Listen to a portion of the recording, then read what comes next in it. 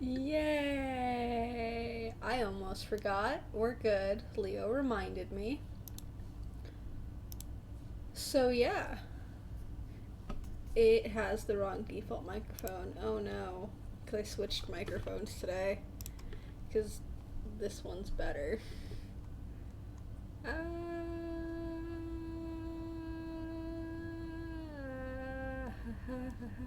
Oh, I have to do that from my computer. Hold on. Hold on. Hold on. I thought I was prepared. I'm not nearly as prepared as I thought I was.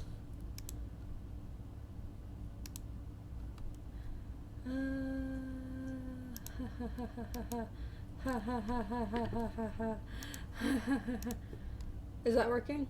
Oh, perfect. Perfect. And it should be picking me up just fine. It should actually be picking up every little noise I make just perfectly too fine. So, yeah. Well, it's better than the one that was directly next to my mouth.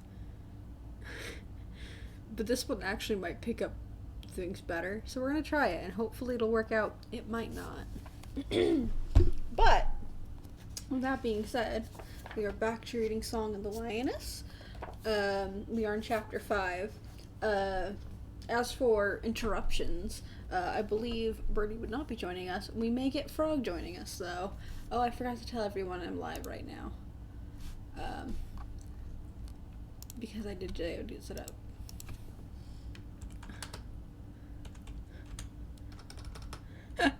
You can hear it typing now, because it's right next to the microphone doesn't help.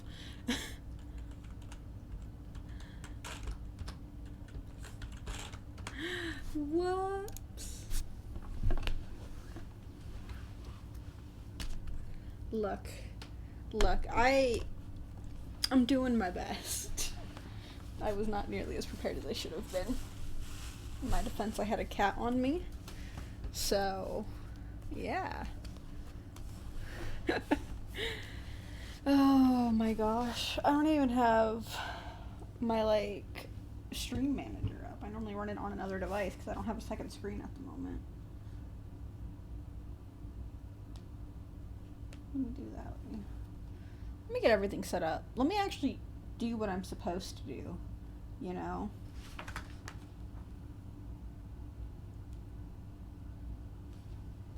I'm terrible at this.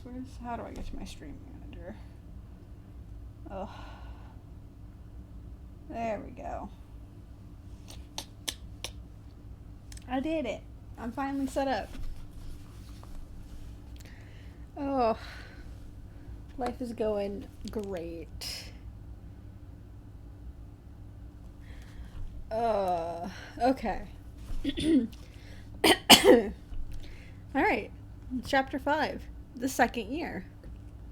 Because she slept for 3 days, Alana avoided most of the questions on her part of Jonathan's cure. Oh, are we all... There's no one watching right now. It says 0 viewers. But, for recapping,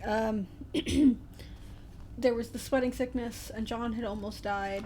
And Alana did some magic stuff to heal. Yeah, that's all you really need to know. Yeah, we'll go with that. Alright, when asked about it later, she gave all the credit to Sir Miles. Whenever the knight tried to discuss what happened that night, Alana always changed the subject. She knew Miles watched her, but she said nothing, knowing it would only bring the whole discussion up again. Prince Jonathan also watched her, yet he never spoke of that night. The less said about the whole thing, the happier Alana felt. She wondered sometimes if Jonathan even remembered the place between life and death. It's possible that he didn't, and he never brought it up, the subject. Sorry, my throat's all scratchy because it's been windy here. Alright. The chilly winter turned at last into spring. Alana unpacked her light clothing once again.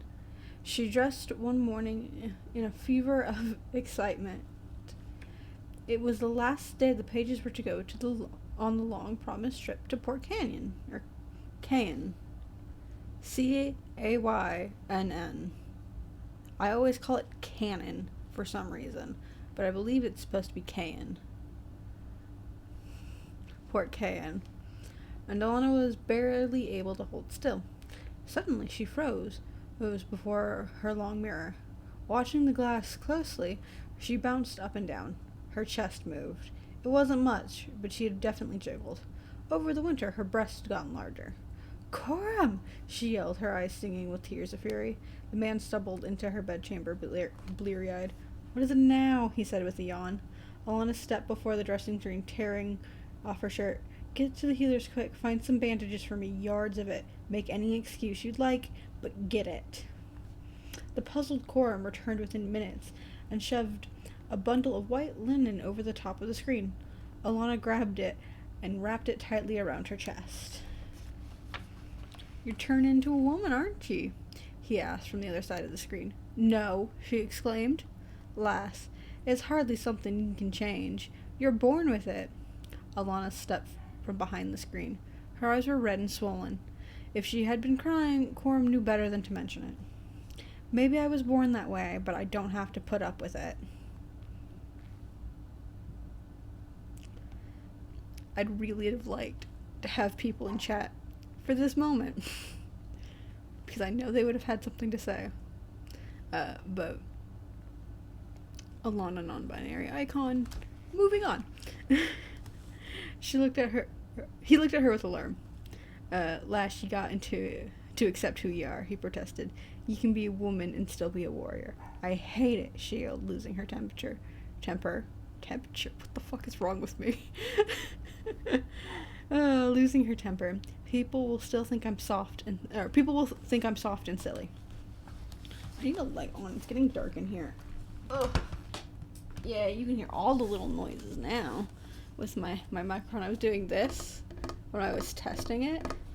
It was fun. Oh, that light is right in my eye because I'm sitting on the floor. I can't get it to not be in my eyes, okay. Yeah, I'm sitting on the floor. Yeah, I have a chair that I could be sitting in. Instead, my microphone is on it and I'm on the floor.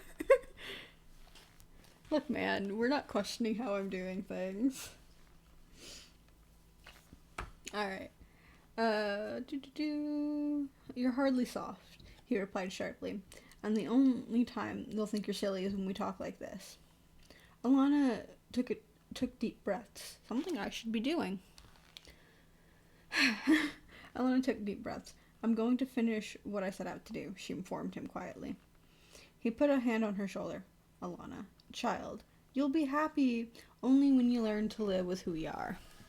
She had no answers for this, but he didn't expect one. I'll pick up more bandages when I go down to the city, he said. Get along now. You'll be late else. Ugh. It wasn't easy to live with the binding on her chest.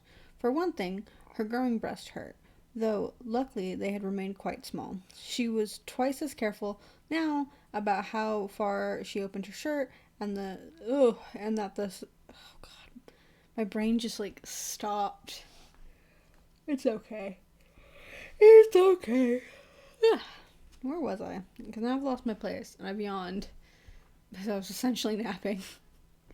I was laying down and I had Paris on top of me, and then I got the notification hey, did I miss the stream? And I'm like, no, oh fuck. And I kind of raced to get everything all nice and set up. So today has been going well. I was all comfy. Now I'm sitting on the floor. I choose to sit on the floor though, so that's my thing. Paris is probably in the window. I don't know. I don't see him. But I have my curtains drawn, so... Oh, no, there he is. He's in a hovel in the cat tower. He's cute. Anyway, where was I? Oh, she was twice as careful now about how far she opened her shirt, and that summer the boys tried their best to get her to take it off entirely. The best time for this was when they went swimming. All summer, Alana refused to go into the water, no matter what persuasion was used. Persuasion always stopped short of trying to physically force her. No one had forgotten Rylan of Malvin. Oh, hello, Leo. I see you there in chat. Yeah, today has been mostly lazing. I went out to the store and then regretted it because it's like 95 degrees today, and I walked across the train tracks to the dollar store instead of going to the grocery store, which is closer to my house. No, I walked all the way to the dollar store. It's because they have better snacks. Okay, they have better snacks there. I also bought a candle and had a candle lit for a while. It was nice. I've been trusted with fire. Alright. One day, near the beginning of August, Raoul tried his luck. Come on, Alan, he teased. One small dip. Or are you afraid you'll wash off a protective coat of dirt?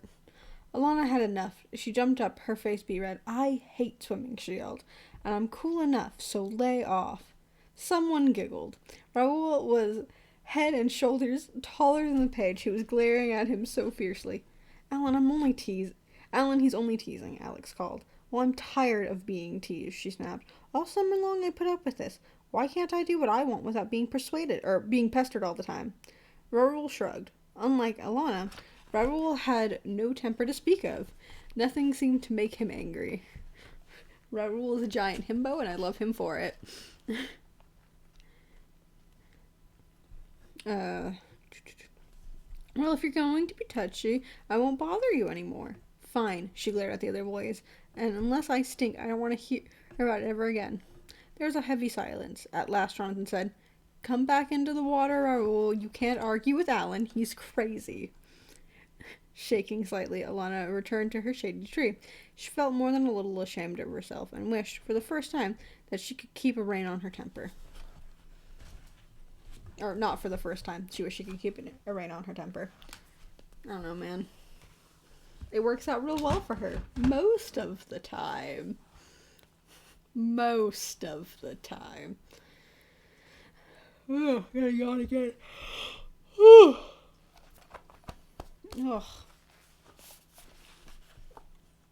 Alright, I'm gonna shift in my little corner. Alright.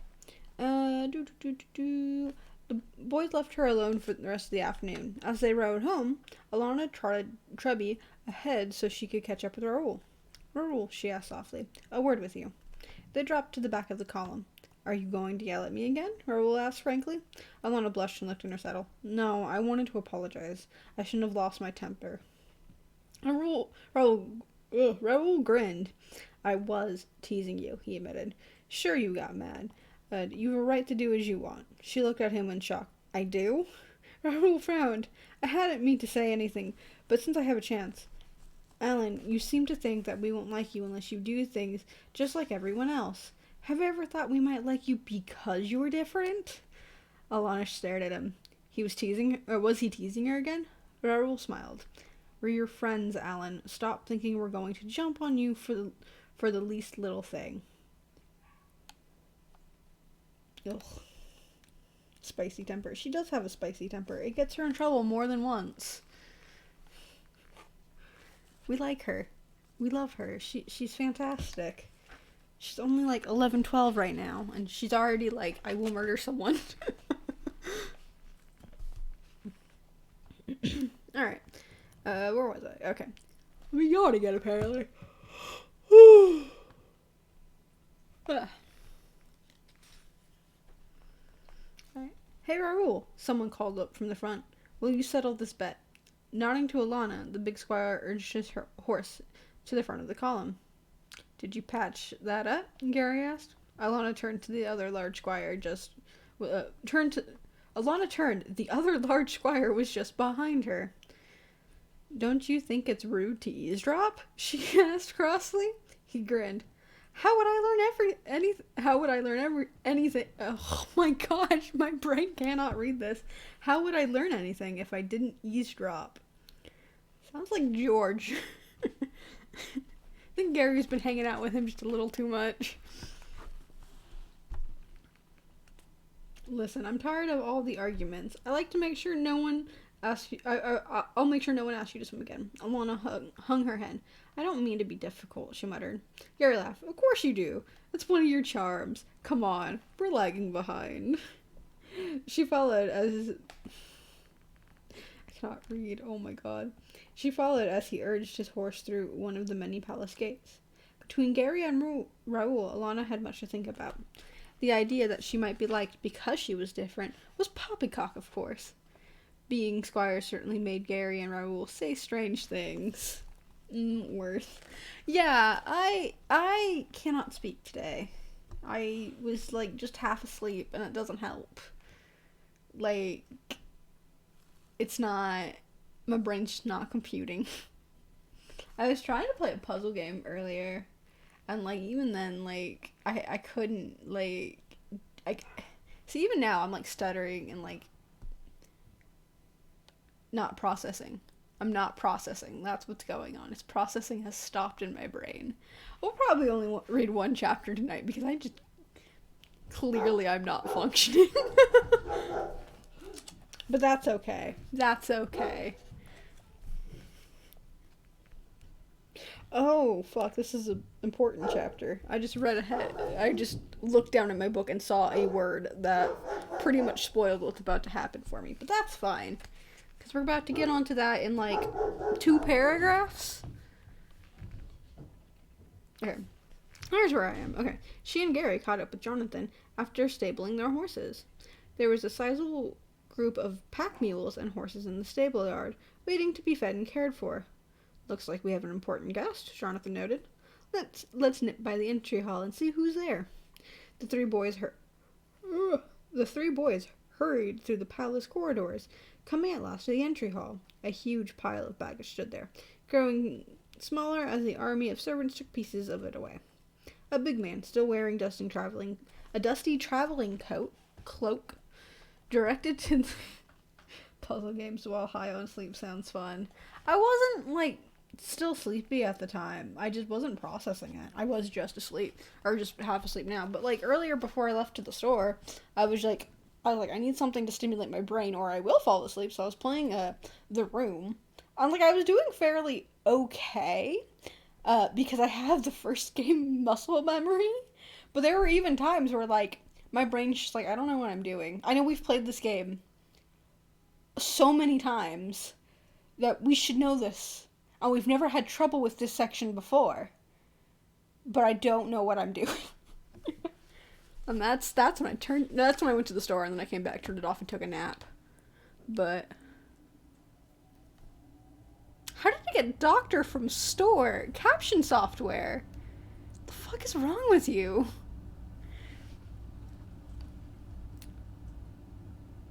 I've lost my place again.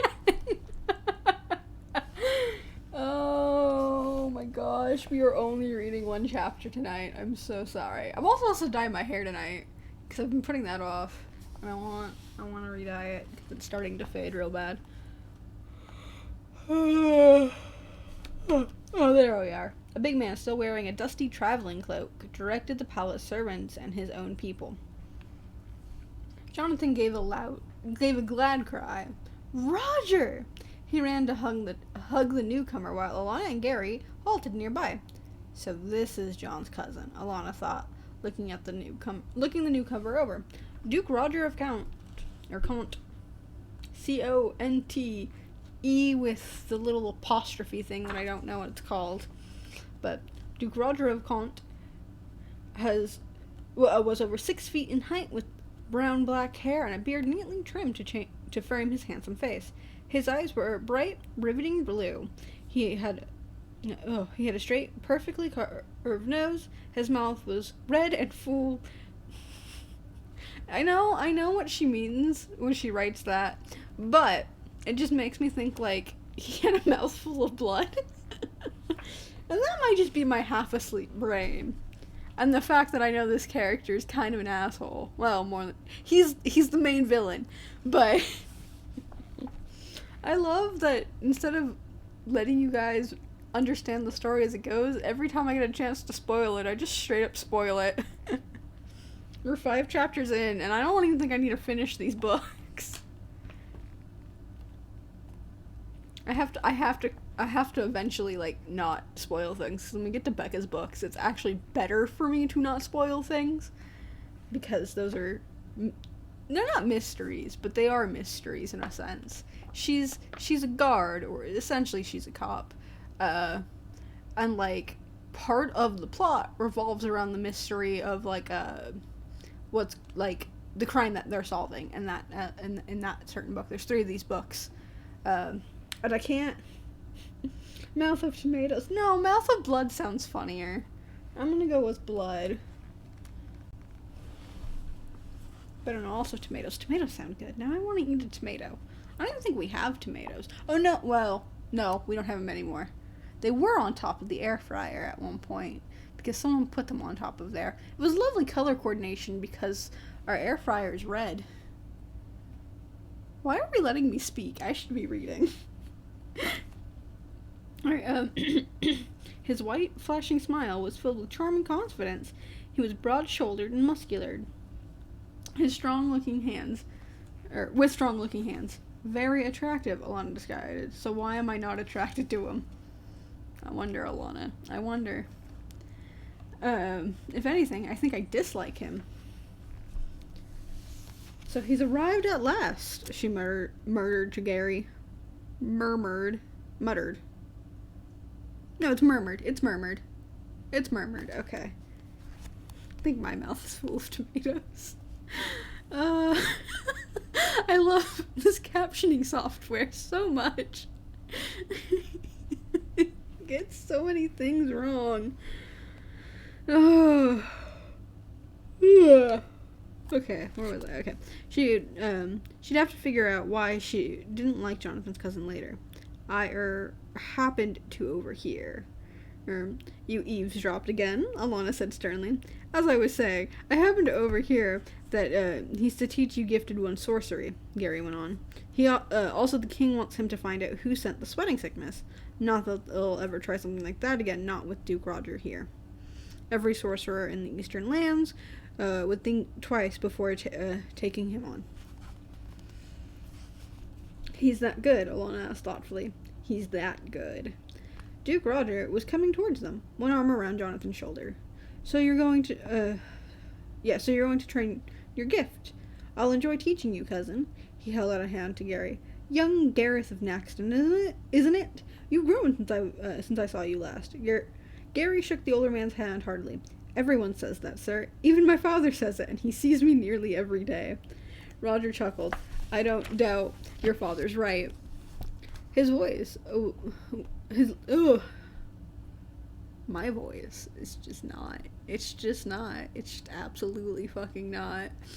Alright, his voice was a light tenor. Except it's Tanner. Tenor. It won't do it. It was a Tenor. It's tenor. It just keeps picking it up as Tanner. I don't know if that's like, it just doesn't know the word tenor. Oh, it does. Okay, so maybe it's just the way I'm saying it? But it's, I don't know.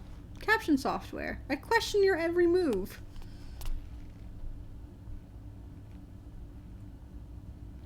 The most musical voice Alana had ever heard in her life. She was staring at the Duke without shame when he turned to her. And this young one? And I'd remember eyes and hair like yours, I'm sure. Duke Roger of Kant. May I present Alan of Turbond, Jonathan said formally. Turbond, the Duke smiled as Alana bowed. I've heard of your father. He's a noted scholar, is he not? Alana was quivering all over. Like a nervous horse, she chided herself. Limo, it's fickle software. It is. I don't know if you've watched the other ones, but it gets so many things wrong. Like, all the time. And some of it's very funny.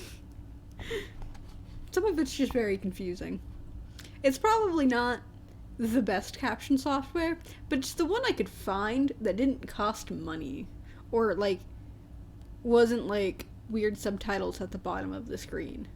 It's just, I don't have a face cam, or I don't have a webcam at all with me right now, so I need something to, like, people to look at while I read out the book.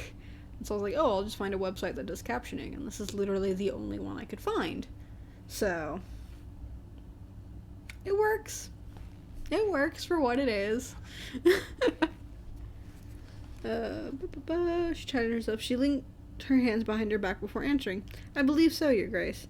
Oh, please, he protested. Just Lord Roger is fine. You can already tell he's kind of a smarmy bitch. Oh, really? You can't get tenor, but you got smarmy?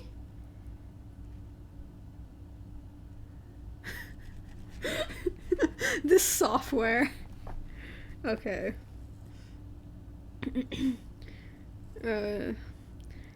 Just Lord Roger is fine. I do away with it, I'd do away with that if you think it would shock.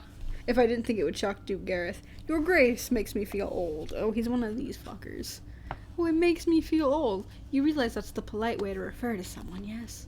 You get that a lot with old ladies who don't want to be called ma'am, even though ma'am is the, respectful way to talk to a lady. You call them ma'am. People are like, don't call me ma'am, it makes me feel old. It's like, then how am I supposed to respectfully refer to you? Just don't refer to them. Stop being respectful.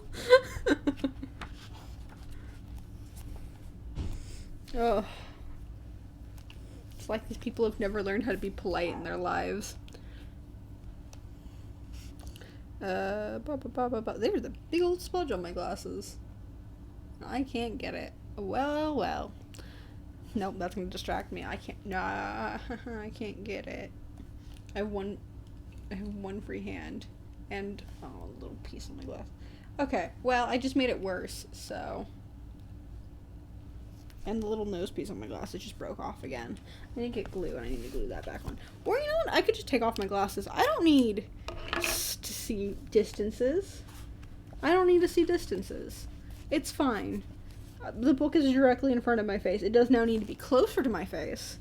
Because when I'm not wearing my glasses, for some reason I put my book directly into my face. Even though I could see it if I, put it further. Part of this is just, the way I process the world. The other part of it is actually how my eyesight is.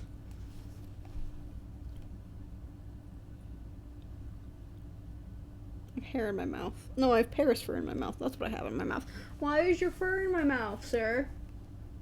He's asleep. He can't answer me. He also can't answer me because he's a cat. I should note that in my brain as well. Alright. Jonathan expected one of Alan's pert answers and looked expectantly to his friend. To his surprise, Alan looked thoughtful rather than charmed. No eyes allowed. Yeah, just remove them. It's fine. I do have my glasses sitting next to me. Oh, I was wearing my heart-shaped glasses earlier today, and I forget that I don't wear them, all the time, so I'm not, fully adjusted to them like I am with normal glasses. So I put them on, and, I walked down my front steps and was like, why does everything seem so far away? Because I'm not fully adjusted to those glasses yet. I'm still working on that. I just don't wear them as often. But I have these other ones, and they're comfortable. And, I don't like wearing the heart-shaped glasses to work. So, Mostly because there's a lot of dirt and dust everywhere, and I don't like having to clean the heart-shaped ones, because there's no, frames. It's just, the lenses, and then the there's, no frames around the lens, is what I should say. The pieces that stick on my ear are kind of put onto the lenses, if that makes sense. I don't know. You can see the little fastener on the lens, if that makes more sense. I don't know if I'm describing these right. I'm tired. I need to get back to reading. We've been going for a half hour, and I've gotten 2 pages? No, I've gotten more than 2 pages. I've gotten at least more than 2 pages. I've not gotten very far through. That's fine. It's probably farther through than we get when we talk with Birdie. We do love Birdie Boo, but yeah. Anyway. Okay, to his surprise, Alan looked thoughtful rather than charmed. How long are you here, cousin? Jonathan asked, drawing attention away from Alan's odd silence. My uncle says he wants me to stay here for a while, Roger replied, looking down at the prince. Make your home with us, was the phrase he used. The Duke shrugged his wide shoulders. I think my wandering days are over. Jonathan grinned. I can't see why I can't see why you've been avoiding us anyway. Not avoiding you, Roger corrected him. Educating myself. The difference is considerable. Now, would you be so kind as to take me to their majesties? I think at the time I greeted them. This is a suspicious man. We should all be suspicious of him. You should not be allowed to talk to Jonathan as he is attempting to murder Jonathan. In a way that makes him look not guilty, and so he can then ascend to the throne. Anyway, Roger is a suspicious man. I called him laundry. How do you get laundry from Roger? I can't. This is great. This is fantastic. Alright. Alana watched the prince and his cousin go. Frowning, Ooh. Paris is awake now. Hi, baby. Hi, baby. No, he's not even looking at me. He just buried his head in himself and went back to sleep. Okay. Okay, she watched him and his cousin go frowning. She shook herself, trying to shed...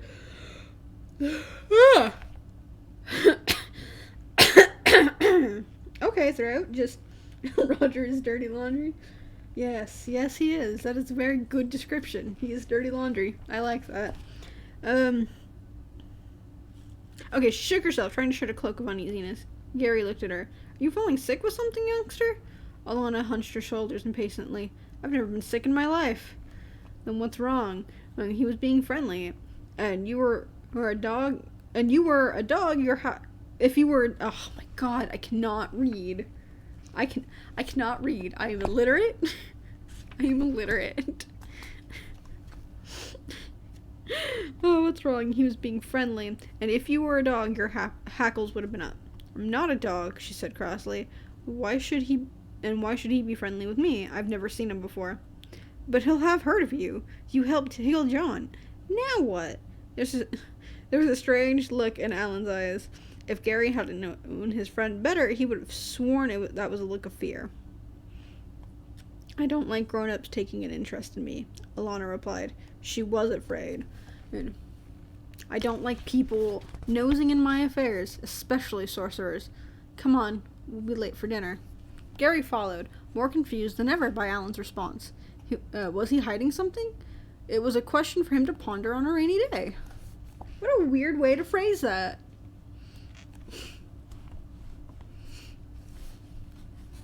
Alright, shortly after Roger's arrival, each page or squire was summoned to an interview with the king's nephew. He tested all of them for the gift. Gossip was that he would find it even if a boy who tried to hide it. Alana was one of the last ones to be called. Clenching sweating hands, she entered Duke Roger's study. The Duke of Kent was... Oh, wait. Last time we read this, Bertie mentioned that it sounded like cunt. And I can very easily call him the Duke of Cunt. Anyway, was lazing in a tall-backed chair, turning a jeweled wizard's rod between his fingers. He glimmered in a many-colored tunic and red-purple hose. Like hosiery, I think. Not like he was wearing a hose. I really, those two words should not be spelled the same. If Alana admired anything about him, it was Roger's taste in clothes. Really? Because that sounds awful and, almost ostentatiously bright, you know? I think I would hate it. I feel like I'd be nauseated by what he's wearing. I imagine it has some garish pattern on it, too. Ugh. Alright. He smiled. Alan of Turbond, he gestured to the chair facing his desk. Please, have a seat. Alana sat carefully, folding her hands in her lap. Every nerve in her body was on alert. She hadn't gotten this far to be caught. I understand you used your gift to heal my cousin during the sweating sickness. Sir Miles directed me, sir. It must have required a good deal of power on your part, though. You took a great risk. You took a great risk. Hose. Wrong kind of hose. Wrong kind of hose, Leo. But I do... But later on he'll have those. Anyway. Who are they? That's Dahlia... I don't remember her last name. And then the Princess of the Copper Isles, whose name I forget at the moment, because the other one's name is coming to my mind. There's a lot with the Copper Isles when we get to it. When we get to the Copper Isles. Whew. Whew. I like that one. I like Allie's book. She starts the revolution. It's great. Oh, she doesn't start the revolution. She completes the revolution, is what she does. The revolution was already kind of semi-in motion when she got there. We'll get to those books eventually. We're still on the first book in the series. I really should go off on my own and make an audiobook so these can be done. Okay. Let me yawn.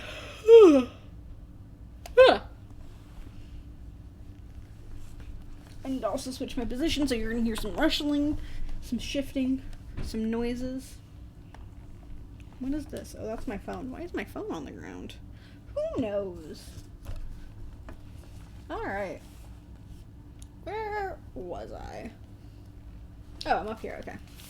My village healing woman had trained me, sir. I was exhausted for days after. She watched his face. He seemed to accept that Miles had done the thinking, and that she had supplied the power. So Miles hadn't talked about that night. She liked that. Well, at least I don't have to ask you any useless questions. We already know you have the gift, and in abundance, and you learned from your village healing woman. Yes, sir. My father didn't know we were trained, though. He didn't want us learning any sorcery. He'd throw a fit if he thought I was learning it here. I need to move my headphones slightly. There we go. Then we won't tell him.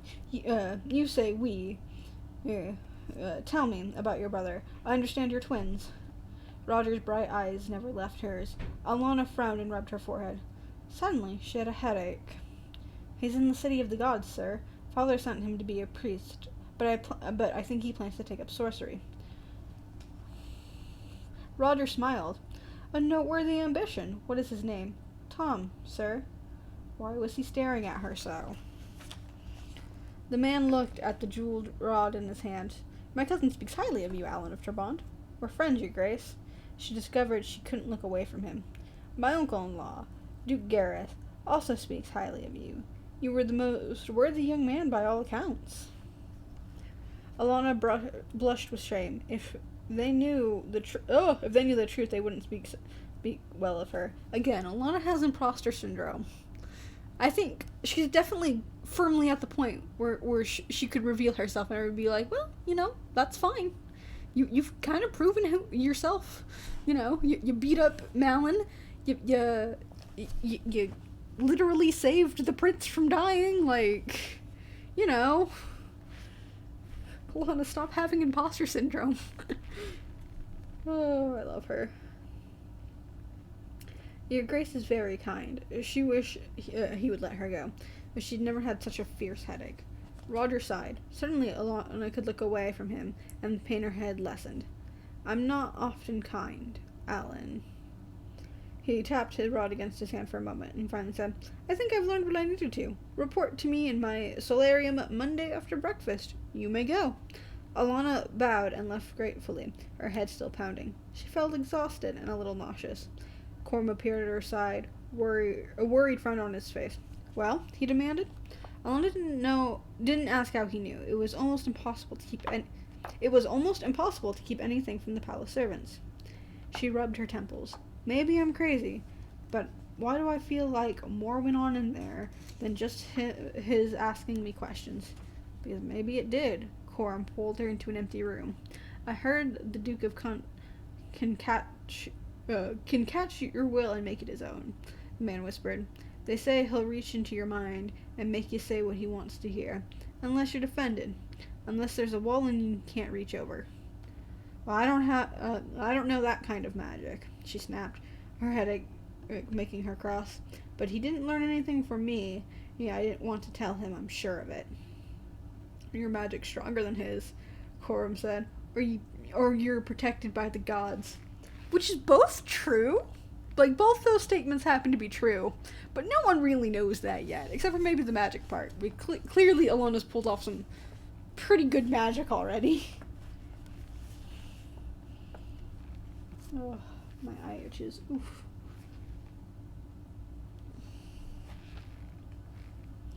Alright. This was too much for Alana. She laughed and gave Coram a shove. You've been nipping at Cook's wine. And protected by the gods. Making me say what I don't want to say. Go on with you. Coram opened the door. Laugh if you want, he shrugged. I'm only an ignorant old freeman. Listen to the stories by the fire. But I love Coram. He's such a weird character. But if it's all so funny, why do you look as someone pulled you through a curry comb? Curry comb? One word. It's one word, and it is curry comb. And I have never heard that word before. I know what curry is, and I know what a comb is. What is a curry comb? Is it just like a comb covered in curry? A comb for curry? Clearly I don't know what I'm talking about. There was no answer to that, and Alana didn't want to try to invent one. How many pages do we have left? I've already been going for like 45 minutes. Oh god. Oh gosh. Yeah, we're gonna be here for a while. I still got quite a bit of pages. We are definitely only reading one chapter tonight. I've also lost the bookmark, so I'll have to find something else to use as a bookmark. Cool. I've misplaced so many things today. I lost my shirt today. I'd taken it off to change. And then I went to go find it later, and then, like, it was gone. Like, just straight up gone. I'm like, oh, that's fun. Alright. One fall evening, Steph in the holster gave her a note. You've been looking for a horse, it read. I have one. Come to the city first chance you get. George. A horse, a real horse. There's the kind of horse a warrior ought to have. Alana scribbled sums on a sheet of paper. After carefully figuring, she decided she could buy a horse if it was the right horse. Wistfully, she said farewell wistfully she said farewell to sweets for a long time. But a real horse would be worth it. I looked away for a second, and I've now lost my place. A real horse would be worth it. She was tired of riding palace horses, and Chubby was getting old. The pony deserved a rest. She knew very little about horse buying. With such a large purchase, Alana wanted an expert opinion. Who could she ask? With wrestling in the afternoon as her worst subject, it meant she could take free time only in the morning. Coram had guard duty in the morning, so that let him out. Also, Coram didn't know about George, and Alana didn't want him to know. For some reason, she suspected the old soldier would not approve of the thief. Gary also was unavailable. He was on restrictions. He was restricted to the palace for one of his numerous pranks. I will remind you, Gary is the brain cell of their group. And he pulls shit like that. So when I tell you this group has no brain cells. Oh, she nibbled her thumb. Who could she introduce to George? I'm yawning still. Ugh. I'm looking at Paris, who's asleep right now, and I'm just like, how dare you? How dare you be asleep right now? Oh. Alana needed 2 steps to match one of Jonathan's, and this made the walk to the city brisk, but their pace was suited for the crisp fall day. Alana watched her friend, thinking the prince, just 15 in August, was growing again. Already he measured 5 feet 7 inches. His voice was beginning to bloom and crack too, just as Gary's and Raoul's had last year. Soon, Alana would have to start faking the voice change herself. We're all growing up, she thought, and sighed. Alana heard the sigh and looked down at her. I'm glad to help you pick your horse, he commented. But why all the secrecy? You never told me you had relatives in the city. Alana made a face. I had to tell Duke Gareth something. You see, the man we're meeting, he's not a relative. He's a friend. Thanks for coming with me, Jonathan. He tossed her hair. I'd do anything to get out of reports and council. It's the spring planting today, and it always puts me to sleep. Alana led him to the dancing dove. Old Solomon was asleep on one of his tables. Alana roused him with a friendly slap on the back. Wake up, you old drunk. Is George around? Poor Solomon. He doesn't deserve that. You be nice to Solomon. Solomon peered at him. Why, it's Master Alan. But no, Master Gary? Gary won't be around till midwinter festival, she told him. At his tricks again, eh? Solomon shook his white head with appreciation. He'll be a lively one, and I'll get His Majesty. He hobbled up the stairs. Jonathan looked around. His Majesty? He whispered. How does this man know Gary? Oh, Gary comes with me all the time. Alana avoided the other question by following Solomon. Jonathan had no choice but to go along. George was finishing breakfast when the innkeeper showed them in. Staring at Jonathan, he rose. Finally he bowed, his grin mocking. Solomon, go back to sleep, he ordered. The older man was out of earshot. The thief muttered, Your Highness, I'm honored. But he looked sharply at Alana, and it seems I've misjudged you once again, young Lee, and I'll not do that a third time, be assured.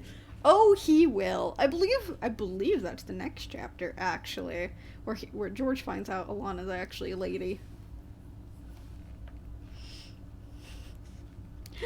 Oh, I'll not be doing that once again. Oh, poor George. Alana turned pink.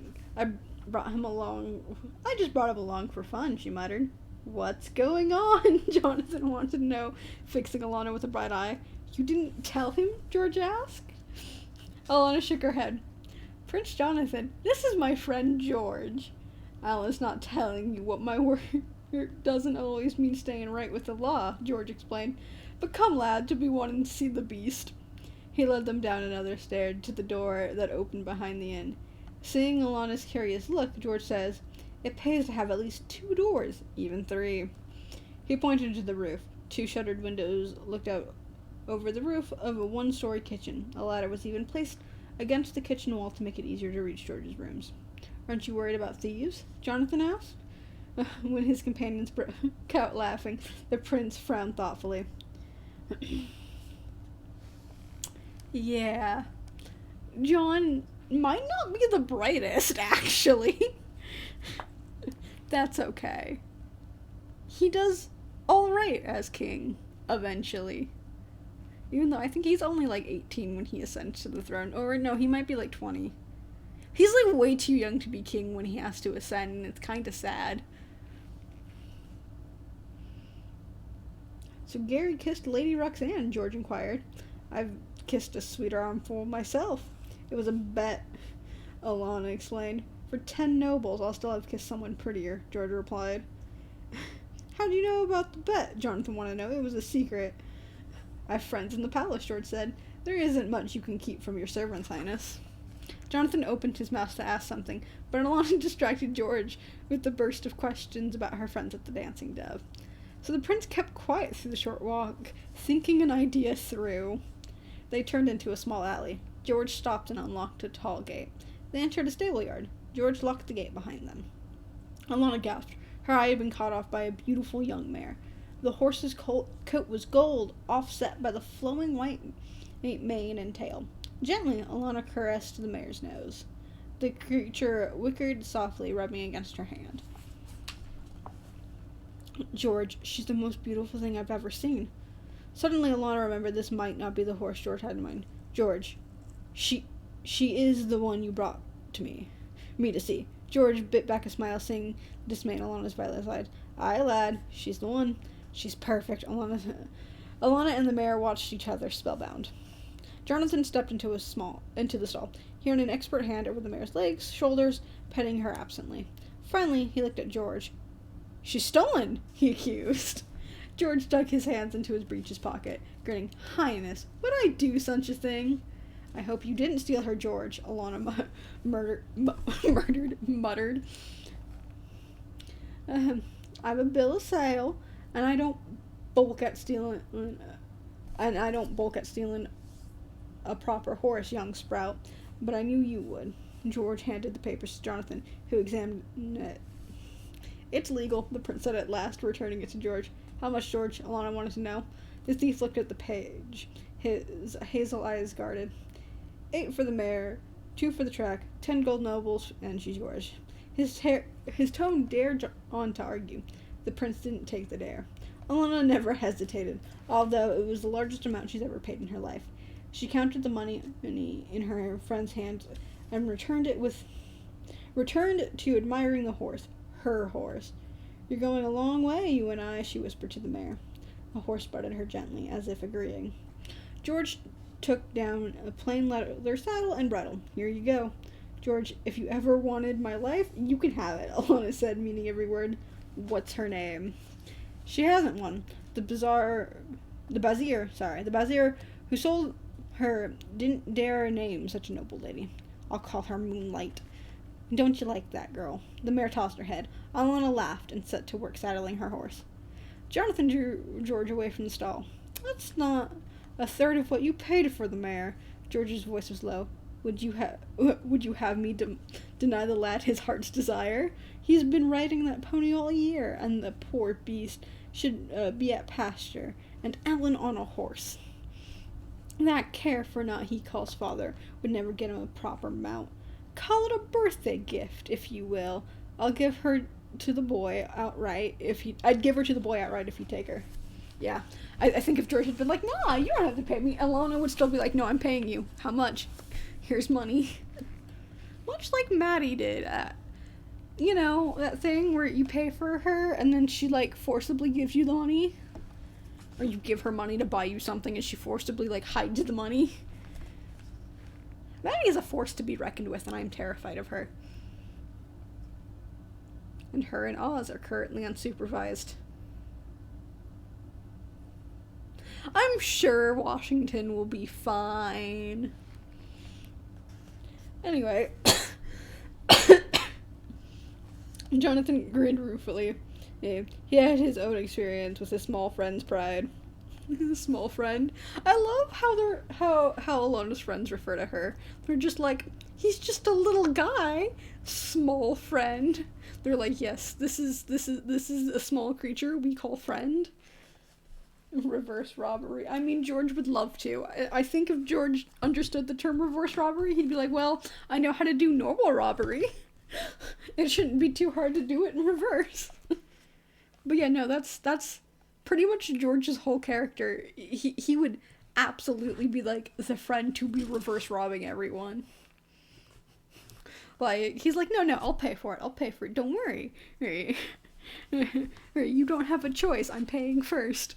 And everyone would be like, George, no. George, just let us pay. Half the gifts he gives everyone is stolen anyway. It's fine. I love these characters so dearly. They're so silly. Okay, I can't let you take the loss out at least 20 gold nobles. Besides, I owe Alan my life. He looked sharply at the man. I suppose you know about that too? I may, the thief admitted. Jonathan drew a sapphire ring off his finger. That should more than cover the price of the mare. George turned the gem over in his long fingers. Jesus. Well, that does indeed, he said, slowly, and made a rapid decision. You've no proper horse of your own, I hear. Not a chief mount. Not a chief mount. A horse that you'll ride above all others. You might have an eye to this. He opened a closed stall. Inside stood a great stallion, black as Jonathan's hair. The ring would also cover his price, Highness. I don't take charity. Jonathan hesitated, biting his lip. Are you trying to buy me off, King of Thieves? George smiled. If the lad didn't tell you, how'd you guess? I sit on my father's council. Remember, I've heard about you. George smoothed a hand over the stallion's nose. I've no wish to buy your silence. This is a sale, right and straight. When I bought the mare, I couldn't let this one go. The dealer was a filthy old vizier. These two in his strings were like gems and garbage. I figured the lad would want the mare, and I can always find a buyer for this fellow. Jonathan examined the stallion. He was more restless than moonlight. What are you doing? Oh, that's not you. Oh, that must be in the other room then. I heard like a noise. Probably one of the dogs. We're good. Okay, Jonathan examined the stallion. He was more restless than moonlight, but he quieted under the prince's firm hand. You have an eye for horse flesh, George. I don't like the way they phrase that. I know what they mean by it, but horse flesh. Yeah, just gonna let that one sit there. I like horses, the man admitted. I have a chestnut mare of my own, as pretty as you please. I'd be flattered if you'd have a look at her sometime. I'd like that. Jonathan looked at George thoughtfully. Suddenly, he smiled and offered his hand. Thank you. A good horse can mean a man's life.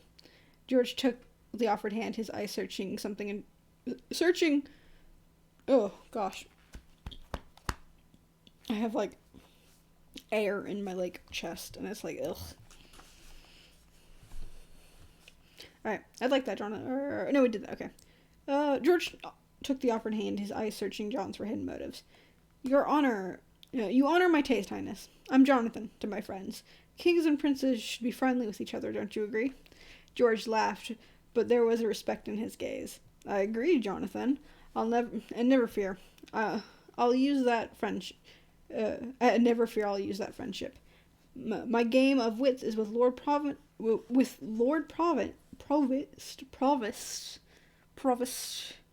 I can't speak today.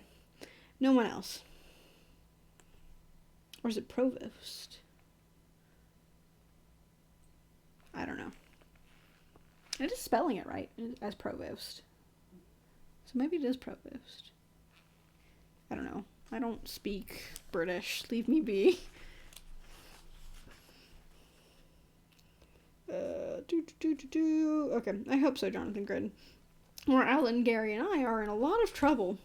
George, Alana said. The other two looked at her. Her face was bewildered. I don't understand, she stammered. Why do this for me? You went through a lot of trouble. Why? George looked at her for a long moment. Finally, he replied, and why do you find it so hard to think someone might like you and want to do things for you? And that's the way a friendship, lad. Maybe because they had a terrible upbringing where like very few people cared for them. Like I don't know. Maybe poor Alan here is traumatized. Maybe he's just traumatized, guys. Which he is, which is probably why Alana has such terrible imposter syndrome. This poor kiddo is just traumatized. It also probably explains why Tom turns out the way he does. Alana shook her head. But I haven't done anything for you. That's not how it works, the thief said dryly. This was confusing, and Alana said so. George laughed and took them to lunch. Alana not understanding friendship because she's been pretty much alone with Tom her whole life is so funny to me.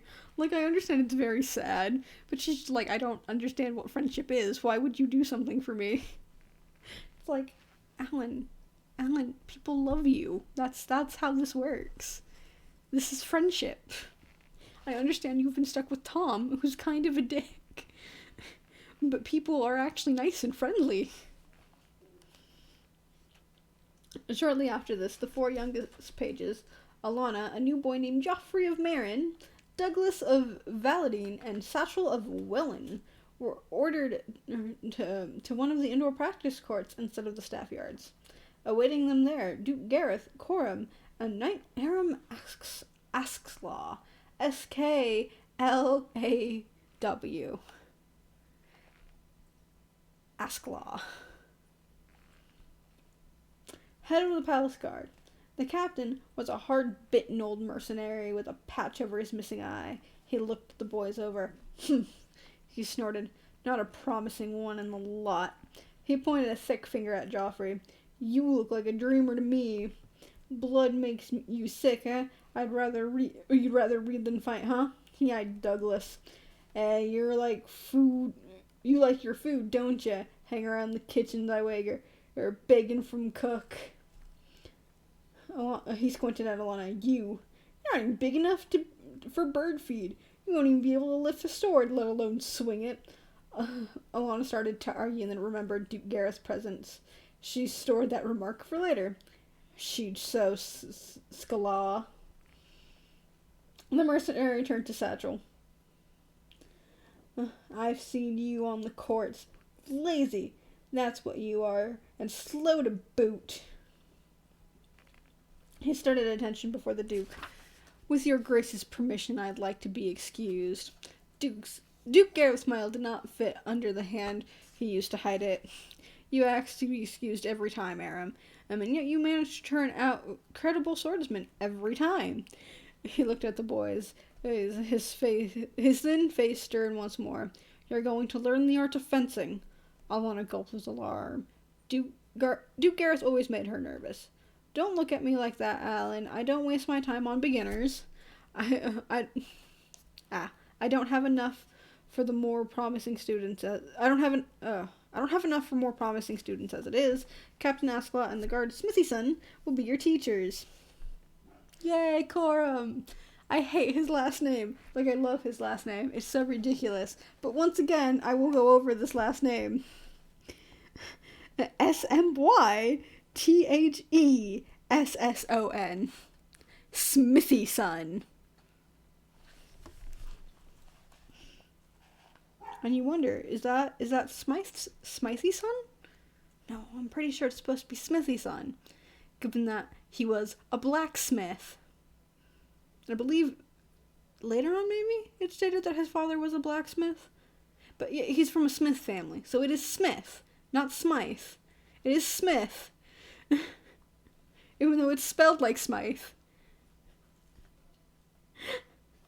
I love it. It is Smithy Son.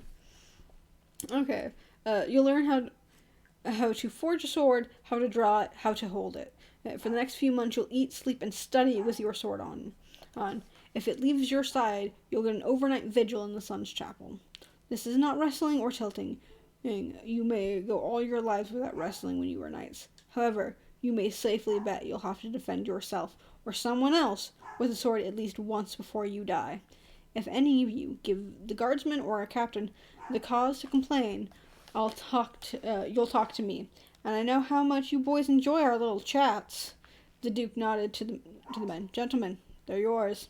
He walked away from the room. Asla looked at them and snorted. Before you likely-looking lads touch a blade, you'll make one.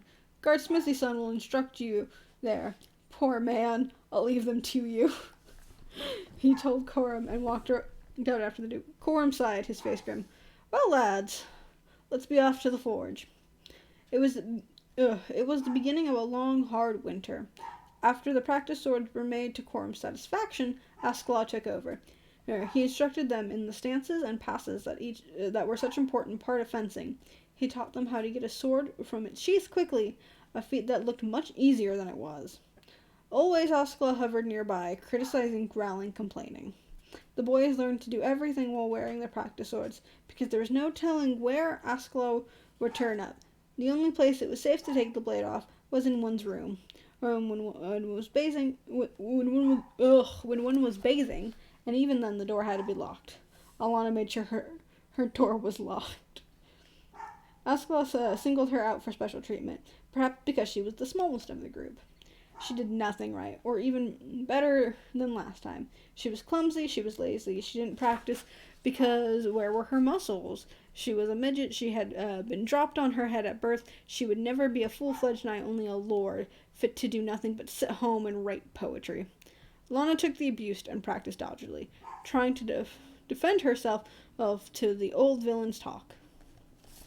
How do you expect me to be confident when you're bellowing at me all the time about how bad I am? She yelled at him once. Askelaw grinned without humor. Well, laddie, if you let an old boulder like me hurt your confidence, you couldn't have had much in the first place. Alana bit her lip rather than answer him back after that. Spring came. The Duke and Duke Gareth returned to their class. They're trying something new today, girls. Well, the guard captain growled as Duke of Naxton took a seat. He tossed 2 sets of padded, practiced armor at Joffrey and Duggan. Meryn, Velladine, let's see if you can... Ooh, I'm talking so fast, aren't I? Meryn, Velladine, let's see if you can use what you've learned on the move. The 2 boys put on the padding and assumed the guard position. Begin, Askelaw barked. After a few moments, Alana closed her eyes. She had seen Duke Garth fencing with Alex, who was the best swordsman among the squires. This was a mockery of that kind of fencing. Joffrey would lurch forward and swing his sword at Douglas.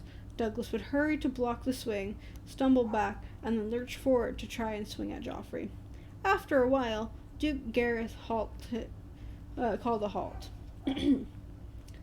Between them, he and Askelaw went over the duel, showing each boy how he could place his feet better, how he could move quickly without stumbling, how he can improve his balance. Finally, they were permitted to strip off their strip off their now sweat-soaked padding. Wellen, Turband, Askelaw shoved 2 fresh shoots of padding at them. If you can do as well, I'll be much surprised. Alana assumed the guard position, feeling her knees trembling. It was like taking any other kind of test, only 10 times worse. A knight lived or died by his swordsmanship. Without mastery of swordplay, she would be no knight. She'd have no great adventures. Suddenly, Satchel, who had been a friend and sometimes companion, looked like a menacing ogre. A tall, bulky, menacing ogre. Gosh, I cannot speak today. It picked up boat. How did it pick up boat? Why is my water so far from me? Hold on. I can hear some shifting. Boop. Oh, I'm now further from the mic. Ah.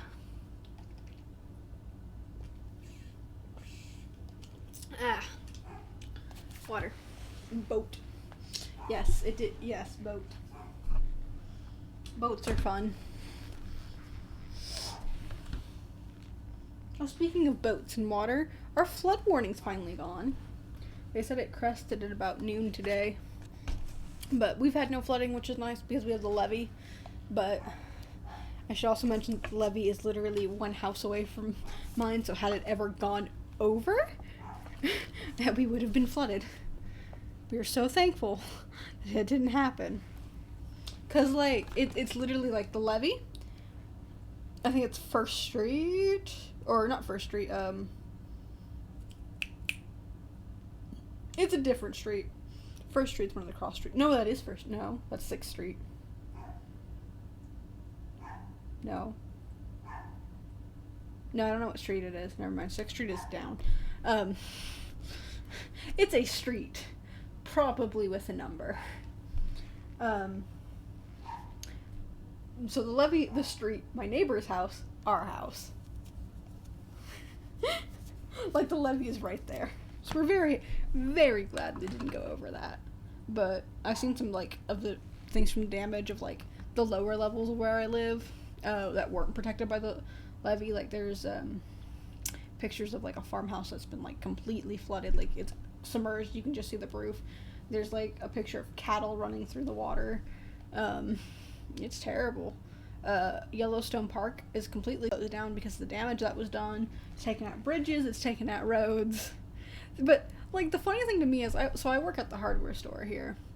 And, we get people who are coming in for what's, the shooting competition that's out here this time of year.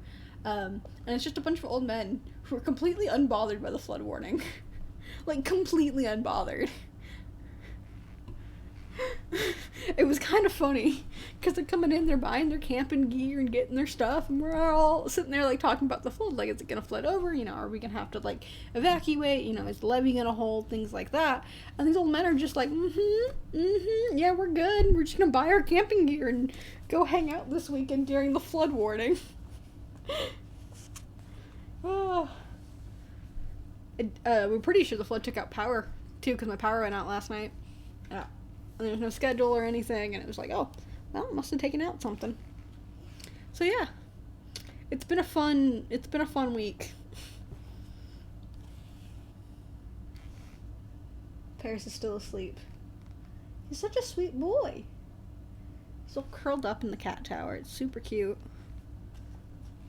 Where was I? I've completely forgotten where I am. Oh, yeah, that's right, they're fighting. Okay,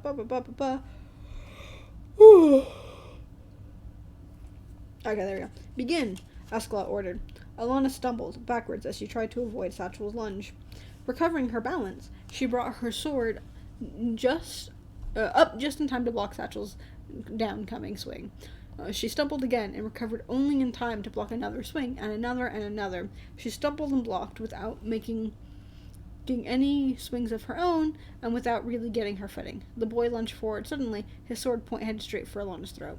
She tripped and fell over her own feet, dropping her sword. When she looked up, Satchel was standing over her. His sword was in the kill position at her throat. She closed her eyes as Askeladd let out a full-throated roar of laughter. That night she lay awake, staring at the ceiling. Over and over she fought the duel with Satchel in her mind. What had gone wrong? She had heard Cora moving around in his room, getting ready to take up the pre-dawn watch. When he left the chamber, she went with him, small, silent shadow. Wordlessly, she accompanied him down to the kitchens, sitting behind him as he flirted with a sleepy scullery maid and ate his breakfast. Still silent, she followed him up to his post on the castle walls. Together they watched the sky over the royal forest, from the gray to red-orange as dawn came. At last Cora remarked, "Sleep it all." Alana shook her head. "I've seen worse." "You were there?" "Aye." Alana closed her eyes and shivered. The humiliation for Cora would have been terrible, and that made her own humiliation worse. It was all bad enough that to look like an idiot in front of her friends and Duke Gareth, but Coram was the man who taught her how to use a dagger as a weapon, to shoot arrows, to ride her pony. Coram had encouraged her all this way, and she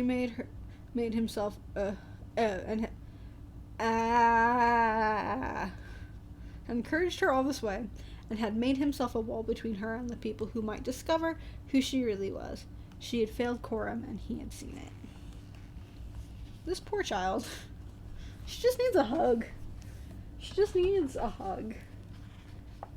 "I don't understand it," she finally whispered. It's like my body wouldn't do anything.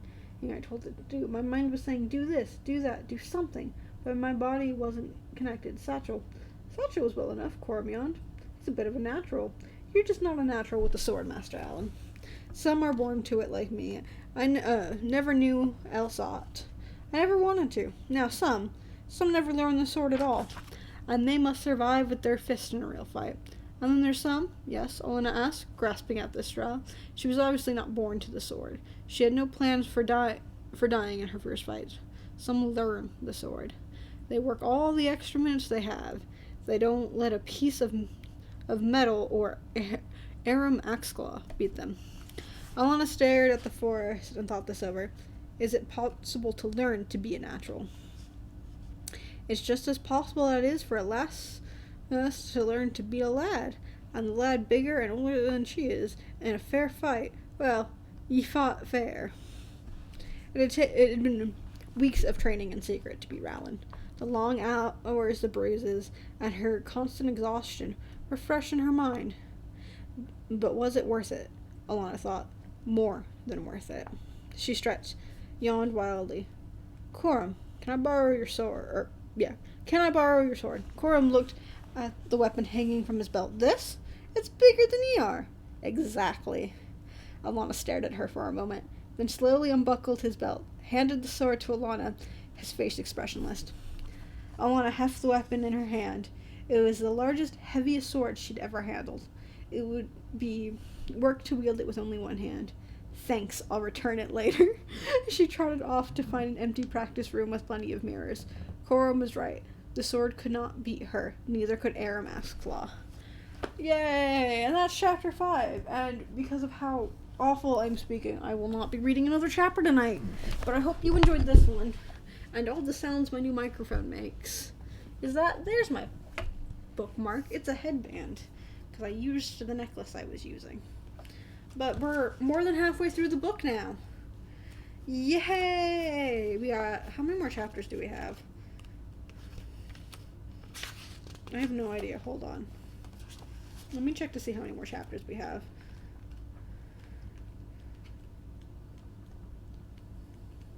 ASMR of book flipping. How many chapters? There's really not that many chapters. They're kind of long chapters, though. Oh. Do we just have, like, 2 chapters left? 2 or 3? I think. Yeah, we just have 2 chapters left of the first book. So, probably good that I only read one tonight. It's been over an hour and I cannot read today. So next week, we'll probably end up finishing the first book and we get to move on to the second book. It does kind of pick up better in the second book, I do believe. And in the second book, we get Faithful, who's like my favorite, because it's a cat. Who doesn't love cats? Cats are amazing. Oh, I don't know what just happened there. There we go. Yeah. It has been good. Life is good. I hope you all had a wonderful evening. Thank you for joining me. As always, these will end up uploaded to YouTube soon after I end it here. I gotta fix the thumbnail. Thankfully, I have that pretty easily done for YouTube. I don't fix it on Twitch, which because I don't really know how to do that. I should learn how to actually, do streaming and editing and stuff if I'm going to actually be creating content. But no, I'm lazy and I won't do that. Anyway, good night. I love you all. Yee.